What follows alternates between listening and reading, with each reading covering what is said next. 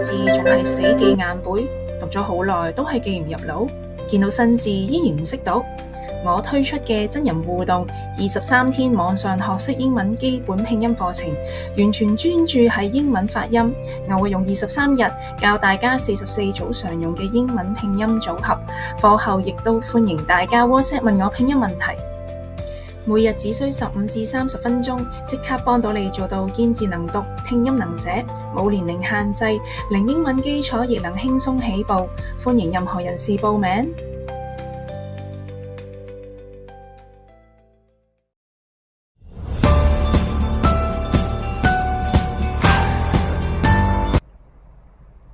好，大家好，歡迎大家嚟到 Fruitful 嘅可持續學院啦。咁我哋嘅理念就係由日常選擇走向更綠色嘅未來。下一版唔該。咁我哋整體嘅學習目標咧，就係首先就係希望學生完咗呢幾個 section 之後咧，可以用一啲簡單嘅說話解釋咩叫可持續發展啦。咁亦都可以講出幾個 SDG Goal 係乜嘢嚟嘅，理解咗佢哋，同埋明白佢哋點解咁重要啦。第三就係明白日常嘅產品點樣影響環境啦。第四就係可以明白到唔同嘅環保材料啊，比較到佢點樣同一啲塑膠皮革啊、植物基替代材料啊，同埋動物皮革佢哋嘅影響同埋 impact 喺邊度啦。第五就係對環保嘅宣傳作出一個批判性嘅思考啦。最後就係設計一個簡單嘅行動或者係產品理念去支持可持續發展嘅。咁我哋首先講下我哋嘅課程設計啦。咁第一節咧，我哋就會個主題會係乜嘢係可持續發展同埋 SDGs。咁首先我哋就會有一個好基本嘅框架，就係 4W1H 嘅方法啦。就係首先就係問個問題係乜嘢，個問題點樣出現，點解呢個問題咁重要咧，同埋咩時候佢會變得更加嚴重或者更加迫切咧，同埋邊個會受到影響嘅。我哋亦都會介紹下基於呢個氣候變化嘅方案係乜嘢，例如係巴黎協定啦，同埋聯合國嘅可持續發展目標啦。咁我哋亦都會有啲小活動咧，去俾同學仔去以一個政策分析員嘅角度去諗下，點樣去達成一啲可持續發展嘅目標啦。你會用一啲乜嘢嘅政策啊，或者係宣傳手法去做到嘅。咁我哋而家講下第二節啦。咁第二節就係關於每個產品背後嘅秘密。咁首先我哋就會介紹下咩叫線型經濟啊，或者循環經濟啦。就係可能一個產品佢由原材料之後到生產、到運輸、到去用佢、到最後抌咗佢之後咧，咁佢背後會產生咗幾多嘅碳排放啊？佢嘅影響喺邊度啦？咁亦都我哋會簡單介紹下唔同嘅材料啊，佢哋嘅影響同埋佢哋嘅碳排放啊，佢哋嘅背後個 impact 喺邊度啦？例如係動物皮革啊、塑膠皮革啊，同埋純素嘅皮革等等啦。咁呢度亦都有一個活動咧，就係等一啲學生學完一啲我哋嘅知識之後咧，就會自己可以畫到一個產品嘅生命週期出嚟啦，同埋做一個小分享咁樣嘅。咁下一版唔該。咁第三、第四節咧就係個秘密嚟嘅。咁但係咧，我哋就會有一啲好玩嘅 quiz 啊，例如係 Kahoot，同埋一啲最後嘅小組討論同埋小組嘅 presentation 嘅環節。咁大家可以敬請期待一下啦。咁而家我就會交俾 Andy 去介紹一下我哋 Fruitful 係做啲乜嘢，同埋我哋係邊個。唔該晒。唔使，唔該 Bennett。咁我哋除咗理念嘅教育工作坊 ESG 之外啦，其實我哋都有啲STEM 同埋 ESG 一齊嘅手作嘅工作坊。咁就唔單止係理念啦，咁就用即係落手落腳去感受、去學習呢個 ESG 嘅概念嘅。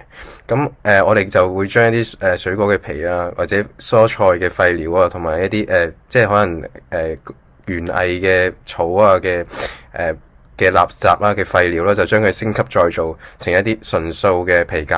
咁右手邊咧就係我哋而家即係整好嘅 product 啦。咁我哋究竟係點樣整呢啲皮革嘅咧？咁就大家如果對有興趣嘅話，可以 join 我哋嘅ESG 嘅理念工作坊。咁我哋就可以再嗰陣時就播俾大家睇下，究竟我哋點樣做到呢啲皮革。咁我哋點解會有呢個諗法咧？就搞呢間 startup 咧。其實因為而家真係即係每年咧，其實都有10億嘅動物啦，就俾因為皮革貿易啦，就即係被人屠殺啦。咁而呢個industry 咧，其實都有6.6% 嘅增長嘅即係每年。而消費者其實都想做一啲回應啦，即係好似我哋好後生嘅一輩，咁有70%其實都想即係落手落腳去可能支持嘅，但係其實我哋而家嘅素皮革好多都係俾一啲大型嘅 brand 啦，例如 LV 啊、LVMH 啦，佢哋可能先會有，而呢啲我哋想將佢即係民主化啦，將佢普及化啦，咁就透過一啲好簡單嘅工作坊，就等大家普羅大眾都可以體驗呢個呢個環保嘅概念啊。咁我哋究竟其實點樣做呢？咁你哋見到我哋有唔同嘅機器啦，咁我哋用呢啲機器同埋燙印機啦，同埋即係紡織機啦，同埋呢個即焗嘅熱壓機啦，咁就可以做咗一塊咁嘅皮出嚟啦。咁我哋就係做緊啲入門級嘅產品啦，主要都係搞緊工作坊，而我哋為咗我哋因想呢啲工作坊可以減少到動物嘅傷害。亦都減少到即係快時尚 fast fashion 嘅依賴啦，亦都食物同廢物，我哋啱啱講可以 upcycle 升級再做啦。咁同埋最緊要就係推廣呢個環保意識啦。咁我哋究竟有個問題有幾嚴重咧？即係你見到 fast fashion 其實嗰個 growth 嗰個成長咧係已經越嚟越幾何式咁增長啦。而我哋每日其實香港咧係有14噸嘅蔬菜即係廢料咧，賣剩嘅咧喺香港嘅超市度就直接運過去堆填區嘅。咁你可以可想而知，一個咁即係香港一個小城市已經咁多嘅時候，其實世界上有幾多即係蔬菜每日係咁樣嘥咗咧？咁其實呢啲廢料其實係可以做一啲改變啦，就可以嚟做升級再做啦。咁所以我就創立咗 Fruitful 咯。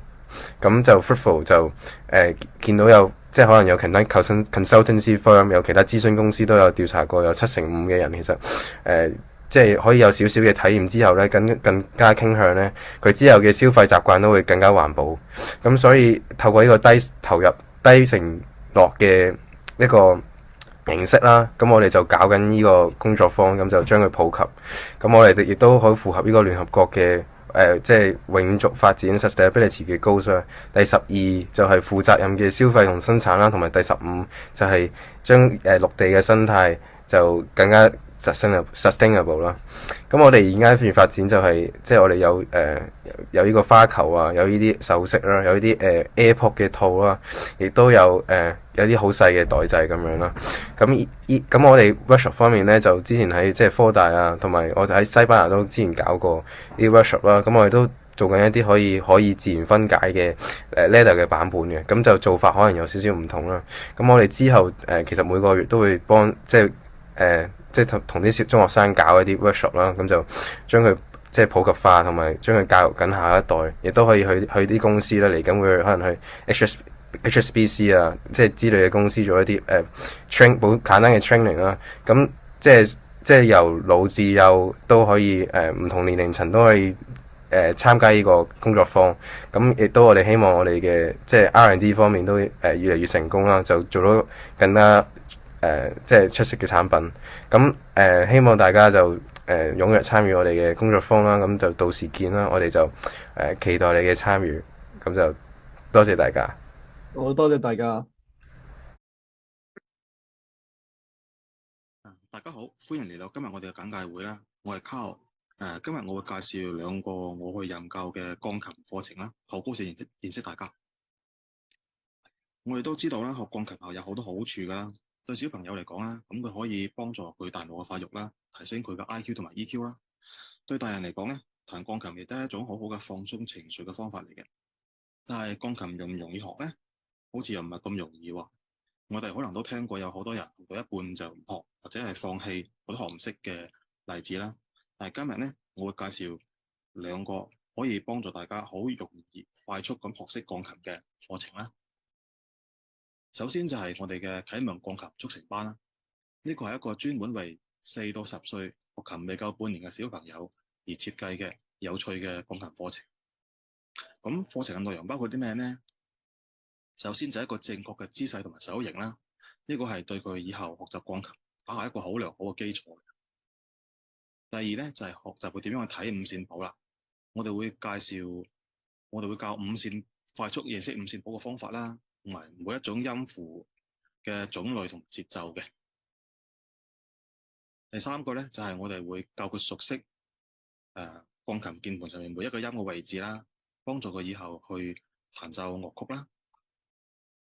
之後咧，我哋就會教點樣去合手演奏一啲經典嘅兒歌啦，譬如呢一首《Mary Had a Little Lamb》啦，同埋《Twinkle Twinkle Little Star》嘅。好多學生學完鋼琴，學完呢個一級課程之後咧，都可以好順利咁銜接ABISM 嘅一級課程，繼續學習落去同考一級試嘅。咁如果對一啲年紀大少少嘅小朋友啦、中學生啦或者成人咧，我哋會有另外一個鋼琴課程嘅，就係呢個古典鋼琴速成班嘅。古典鋼琴速成班咧，即使係零基礎嘅朋友咧，都可以喺4堂之內就可以擁有相當於 Grade 3程度嘅能力嘅。佢係適合6歲左右，如果學過鋼琴半年以上嘅話咧，就適合6歲左右嘅小朋友啦，或者係10歲以上嘅完全未學過鋼琴嘅話咧，就係10歲以上嘅小朋友或者成人去報讀嘅。咁呢個課程我哋會學咩咧？首先咧，前邊啟蒙鋼琴速成班嘅課程咧，關於姿勢啊、認譜之類嘅課程咧，都會包含在內嘅。咁除此之外咧，我哋仲會用一個好高效嘅 Smart Learning 嘅方法，去學識一首往年嘅 ABISM 5級嘅考試歌，就係呢一首巴哈嘅12平均律。我可以聽下嘅。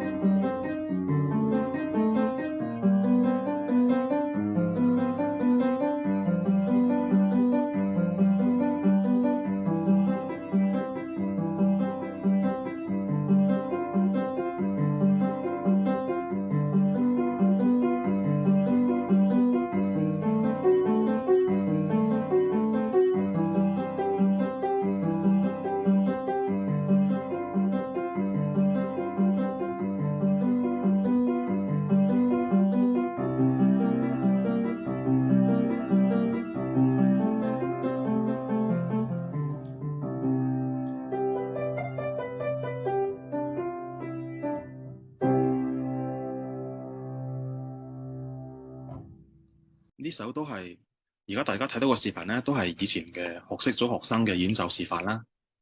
咁除此之外咧，我哋仲會教樂理啦、演奏技巧啦，譬如點樣彈跳音 scato 啦，同埋連音 legato 啦。之後我仲會介紹一啲可以幫助學生，特別係成人學生有效咁改善手指嘅靈活性嘅方法嘅。咁學完之後咧，我哋仲會教點樣去挖掘一首歌背後嘅故事喎。然後我哋仲會用好似一位鋼琴大師咁，去用想像力去詮釋自己彈嘅咁嘅樂曲。咁完成咗課程之後咧，係可以直接銜接 ABISM Grade 3嘅內容去繼續學習同準備考試嘅。